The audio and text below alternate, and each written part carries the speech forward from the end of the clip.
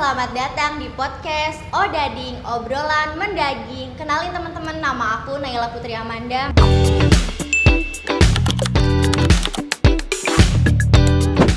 Selanjutnya nih ada rekan saya. Halo teman-teman, saya Praditya Satria Ramada.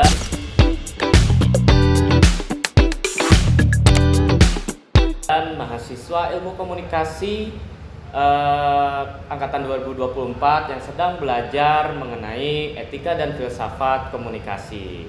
Nah teman-teman, di episode di Odading kali ini kita tuh mau ngebahas tentang deepfake nih teman-teman, atau ancaman visual. Nah buat teman-teman yang masih bertanya-tanya apa sih itu deepfake, apa sih itu ancaman visual, boleh dijelasin sama Pradit? Ya, di sini juga Teh Naya, kita juga bukan membahas mengenai deepfake saja dari segi teknologinya, akan tetapi kita juga membahas dari perspektif etika dan filsafat komunikasi. Lalu pembahasan ini juga bukan hanya dilihat dari kecerdasan buatan juga, akan tetapi dari segi kebenaran, lalu ada segi kepercayaan dan juga tanggung jawab dalam ilmu komunikasi. Nah, terus dari deepfake itu sendiri ya, karena melihat bahwasannya sekarang sudah marak juga gitu. Jadi sekarang tuh keadaan sudah berubah ya. Nah, ada sekarang namanya teknologi AI yang bisa membuat video ataupun suara dari orang lain. Nah, jadi orang tersebut itu tidak benar-benar langsung membuat si videonya itu sendiri, Teh Nay. Jadi itulah yang disebut deepfake gitu. Oke, menarik banget ya teman-teman. Nah, teman-teman di sini pernah dengar nggak sih istilah kata-kata gini? Seeing is believing, yang artinya tuh melihat berarti percaya, teman-teman. Jadi pasti teman-teman di sini tuh udah nggak asing banget sama video-video yang di media sosial gitu, yang dimana kita tuh bisa sekali melihat terus kita tuh langsung percaya, bener nggak sih? Ya, betul sekali teman-teman. Ya, keadaan juga sudah berubah ya. Jadi di zaman dahulu itu, kalau dulu si bukti foto ataupun video itu bisa menjadi bukti yang kuat gitu. Jadi hanya dengan sepintas melihat bahwa mereka tuh akan percaya dengan informasi tersebut gitu. Oke, nah kalau semisalkan yang aku tahu gitu ya, kalau dari UNESCO tuh emang mereka juga udah meneliti gitu teman-teman, bahwasannya si deepfake atau si rekayasa visual ini tuh emang dari sananya tuh udah susah gitu. Jadi para masyarakat di sana tuh udah terlanjur percaya sama si deepfake ini gitu teman-teman. Ya, sulit sekali membedakan mana konten yang AI ataupun yang asli ya. Nah, itu juga bisa dibilang yaitu krisis realitas visual, Teh Nay. Nah, krisis realitas visual itu melihat bahwasannya si masyarakat ini sudah sulit gitu membedakan mana konten asli dan juga konten buatan AI gitu. Nah, begitu Teh Nay. Oke, nah menarik banget nih ya. Nah teman-teman, aku juga punya salah satu contoh nih dari si pembahasan dari podcast ini gitu, yang dimana pada tahun 2025 tuh ada video yang dimana Sri Mulyani itu mengatakan bahwa guru itu adalah beban, teman-teman gitu. Ya, itu contoh kasus yang deepfake juga yang cukup viral ya Teh Nay. Lalu di tahun 2026 juga pemerintah komunikasi dan digital gitu, Kementerian Komunikasi dan Digital juga memblokir akses ke Grok AI gitu. Kenapa ke Grok AI? Karena di Grok AI itu kita bisa membuat deepfake yang memang digunakan oleh seseorang ataupun oknum gitu untuk membuat konten seksual gitu.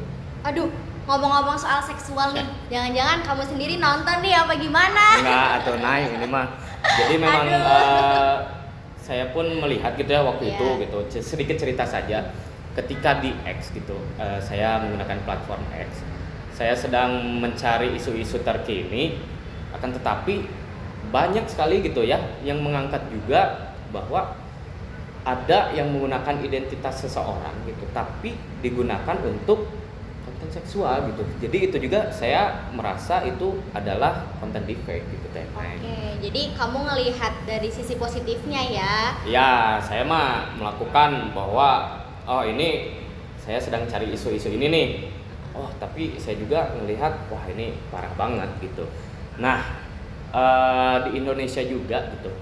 Indonesia juga menjadi salah satu negara gitu, negara pertama yang memblokir akses ke Grok AI tersebut. Menteri dari Komunikasi Digital juga yaitu Mutia Hafid mengatakan bahwa si membuat konten defect ini itu bisa melanggar hak asasi manusia gitu. Oke. Jadi emang sebenarnya si defect ini tuh tidak boleh dijangkau oleh masyarakat di luar sana ya, karena emang juga ada beberapa hal-hal yang mengandung unsur negatif gitu ya, bener nggak sih? Iya betul sekali. Nah, ketika teknologi mampu memanipulasi identitas seseorang dan mempengaruhi cara pandang masyarakat terhadap realitas, muncul nih satu pertanyaan, apakah defect itu dapat dibenarkan secara moral? Ya, kalau menurut saya dalam perspektif etika komunikasi itu jelas tidak dibenarkan ya. Nah, ada 3 prinsip yang dilanggar teman-teman. Yang pertama itu kejujuran. Lalu yang kedua itu ada tanggung jawab dan yang ketiga ada penghormatan terhadap manusia. Yang pertama kejujuran. Komunikasi yang etis itu adalah komunikasi yang menyampaikan fakta gitu. Seringkali konten defect ini menyampaikan kebohongan atau hoax itu. Lalu yang kedua ada tanggung jawab. Seringkali juga pembuat defect ini tuh tidak memikirkan apa dampak yang diberikan terhadap seseorang ataupun di dalam konten yang dibuat gitu. Itu bisa mencoreng nama baik seseorang gitu di dalam konten defect itu. Lalu yang ketiga itu penghormatan terhadap seseorang atau penghormatan terhadap seseorang gitu. Nah, kita melihat bahwa di defect ini manusia itu dijadikan sebagai alat. Nah, karena itu sangat bertentangan dengan pemikiran Immanuel Kant, yang dimana kata Immanuel Kant manusia tidak boleh digunakan sebagai alat untuk tujuan tertentu seperti tujuan ekonomi ataupun tujuan politik gitu. Nah, menarik banget ya teman-teman pembahasan dari Pradit tadi gitu. Nah, dulu kita tuh percaya bahwa realitas tuh bisa kita lihat melalui panca indera. Kayak misalkan kita tuh ngelihat video, terus kita tuh langsung percaya dengan video tersebut gitu. Ya, bila kita melihat juga ini masuk ke dalam pembahasan ataupun perspektif filsafat ya. Fenomena ini juga mengingatkan kita pada pemikiran filsuf Prancis yaitu Baudrillard. Beliau mengatakan bahwasannya manusia modern hidup di dalam simulasi gitu, dunia simulasi. Nah, kadang-kadang juga si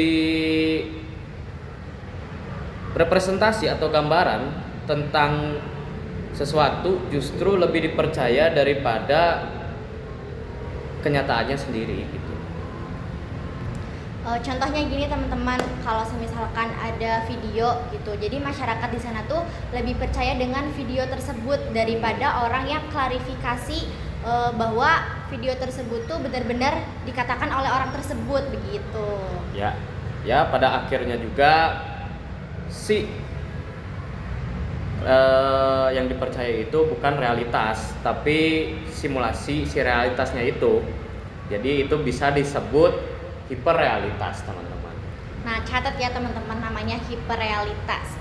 Nah, teman-teman, sebenarnya di sini tuh defect juga berbahaya bagi demokrasi. Bayangin aja nih kalau misalkan lagi ada pemilu nih, pasti tuh ada video yang dimana presiden tersebut tuh menjelekkan kandidat lain. Padahal kalau kita lihat-lihat video itu tuh sebenarnya palsu gitu. Ya, setuju juga ya Teh Naila ya. Kita misalnya untuk nanti di pemilu tahun 2029 misalnya pasti akan banyak deepfake, konten deepfake yang bisa saja menggunakan calon presiden untuk menyerang lawannya melalui si konten tersebut gitu, memprovokasi padahal itu bukan calon presiden sendiri ya. Jadi videonya itu kayak dibuat-buat gitu, kayak palsu ya, gitu ya. Betul. Nah, yang perlu kita ketahui juga atau refleksikan juga Jadi mahasiswa yang belajar etika filsafat itu tantangan terbesarnya adalah bagaimana bukan pada teknologinya gitu, akan tetapi bagaimana kita ataupun manusianya yang menggunakan teknologi tersebut gitu. Perlu disadari juga bahwa si AI ini tuh memang dalam bukan kondisi ya, disebutnya apa ya, posisi netral gitu. Jadi memang teknologi itu pasti akan terus berkembang. Jadi bagaimana kita harus lebih kritis lagi untuk memakainya Teh Naila. Nah, setuju banget nih. Jadi di sini tuh kita harus bisa memverifikasi mana berita-berita yang asli dengan berita-berita yang palsu gitu ya. Betul sekali. Ya, dari diskusi hari ini juga mungkin karena tadi melihat ada banyak sekali sisi negatif ya, tapi dari si defect ini juga bisa kita pakai untuk hal-hal positif teman-teman. Salah satunya seperti untuk pendidikan, misalnya pendidikan kita masuk ke dalam misalnya sejarah, di sejarah tersebut kita bisa menggunakan konten defect misalnya untuk menghidupkan kembali, ya ini mah sebagai contoh ya, untuk menghidupkan kembali tokoh-tokoh terkenal di masa lampau gitu. Itu bisa kita gunakan dalam pendidikan, lalu dalam proses syuting ataupun editing video itu bisa kita gunakan defect tersebut, asalkan memang bagaimana kembali lagi kita menggunakan. Betul, jadi emang si defect ini tuh ternyata ada sisi positifnya juga ya teman-teman. Betul. Seperti apa yang tadi diucapkan oleh Pradit gitu ya. Dari diskusi hari ini kita belajar bahwasannya defect bukan hanya tren teknologi gitu teman-teman. Ya, merupakan tantangan serius bagi kepercayaan dan juga realitas visual. Dan juga kita sebagai mahasiswa ilmu komunikasi tentunya harus mempunyai tanggung jawab moral untuk menyebarkan informasi Teh Naila. Nah betul banget tuh Pradit, karena di era sekarang tuh AI itu udah menyebar kemana-mana gitu ya, yang dimana kita tuh sebagai masyarakat harus lebih teliti mana video yang benar-benar asli dengan video-video yang benar-benar palsu gitu. Ya, saya Praditya Satria Ramadan. Saya Naila Putri Amanda. Terima kasih telah mendengarkan podcast ini. Jadilah pengguna media yang kritis, etis, dan bijak.